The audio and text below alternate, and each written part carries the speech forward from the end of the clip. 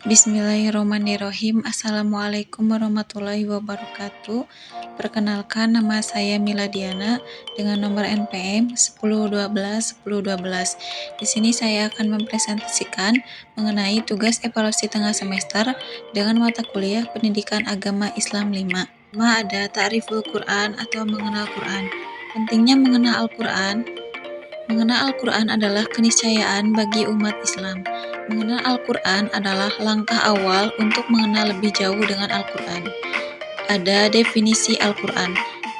Definisi Al-Quran yaitu kalamullah yang merupakan mukjizat yang diturunkan kepada Nabi Muhammad yang disampaikan kepada kita secara mutawatir dan membacanya bernilai ibadah.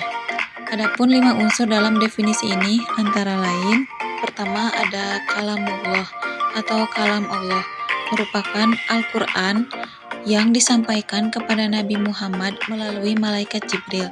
Meskipun kalam dimiliki oleh manusia, malaikat, bahkan hewan, akan tetapi kalam Allah tentunya berbeda dari kalam makhluk. Yang kedua, ada mukjizat.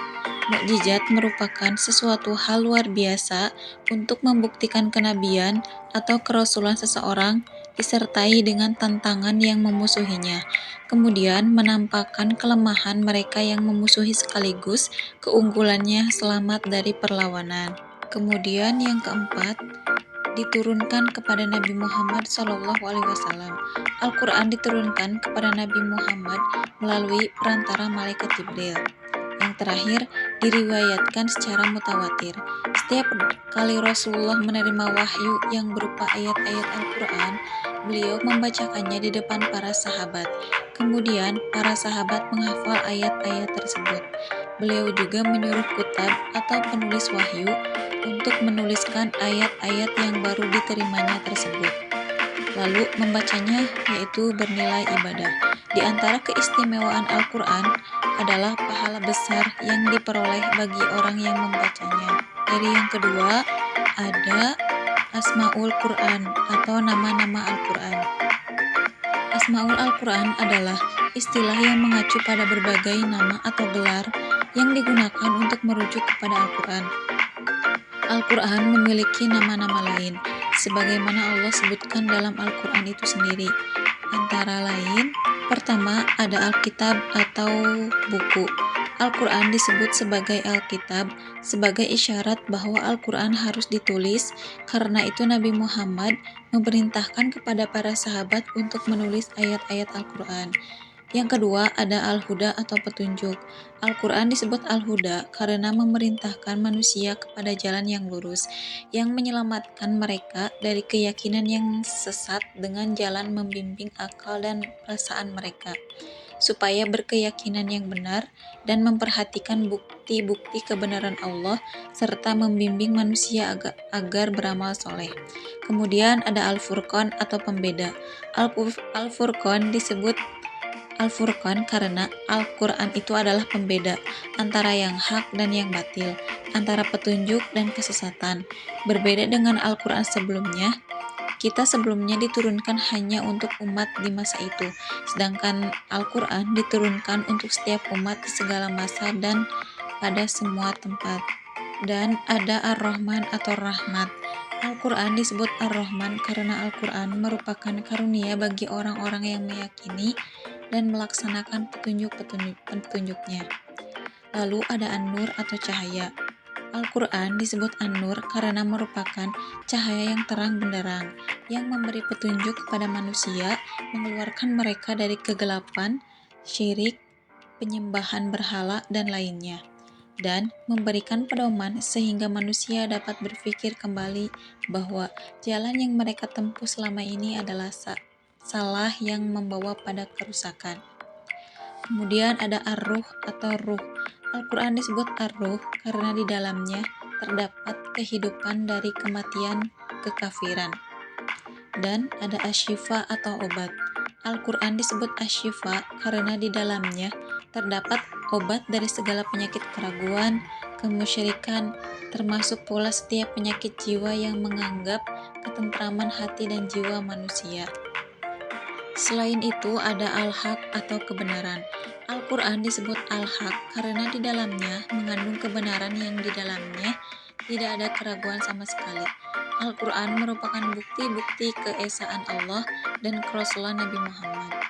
Dan ada Al-Bayan atau penjelasan, memberikan penjelasan tentang petunjuk untuk keluar dari kesesatan serta menerapkan berbagai hikmah dan hukum tentang ketauhidan, kisah-kisah, dan lainnya. Kemudian ada Al-Mau'jizah atau pelajaran, mengandung pelajaran-pelajaran yang indah yang dapat memperbaiki akhlak dan amal perbuatan manusia. Terakhir, ada Az-Zikir atau pemberi peringatan, merupakan peringatan tentang berbagai permasalahan, juga merupakan dalil-dalil yang jelas yang di dalamnya terdapat pelajaran bagi orang-orang yang mengambil pelajaran. Yang ketiga ada Makanatul Quran atau kedudukan Al-Quran. Yang pertama ada Kitabun Naba'i wal Akbar, kitab berisi berita dan kabar. Di dalam Al-Quran terdapat berita-berita tentang kejadian di masa lalu maupun kejadian di masa yang akan datang. Al-Quran memberitakan kisah para nabi dan rasul terdahulu. Kedua, Kitabul Hukmi wa Syariah atau kitab hukum dan syariah. Di dalam Al-Quran, Allah telah menetapkan berbagai macam hukum dan syariat yang mengatur kehidupan manusia. Yang ketiga, ada Kitabul Jihad atau kitab jihad. Jihad dalam ayat ini bukan berarti peperangan saja, melainkan juga mempertahankan agama, memberantas kezaliman. Kemudian ada Kitabut Tarbiyah atau kitab pendidikan. Al-Quran memuat kisah-kisah penuh hikmah yang mengandung banyak pelajaran. Selain kisah para rasul, Al-Quran pun memuat kisah orang-orang soleh. Dan yang terakhir ada Minhajul Hayah atau pedoman hidup. Al-Quran telah memuat seluruh pedoman hidup manusia yang dibutuhkan, berupa akidah, hukum, dan lainnya. Yang terakhir, Al-Quran sebagai kitab dan ilmu pengetahuan. Materi yang keempat ada Al-Iman bil Quran atau tuntutan iman kepada Al-Quran. Yang pertama ada mengakbari Al-Quran atau Al-Unsu bihi, merupakan cara mengakbari Al-Quran dengan melakukan interaksi yang intens dengan Al-Quran, dengan cara mempelajarinya dan mengamalkannya pada diri sendiri dan orang lain. Berusaha untuk mendidik diri supaya sifat-sifat dan karakternya sesuai Al-Quran, sehingga mensibogoh atau mencelupkan dirinya secara utuh dengan Al-Quran.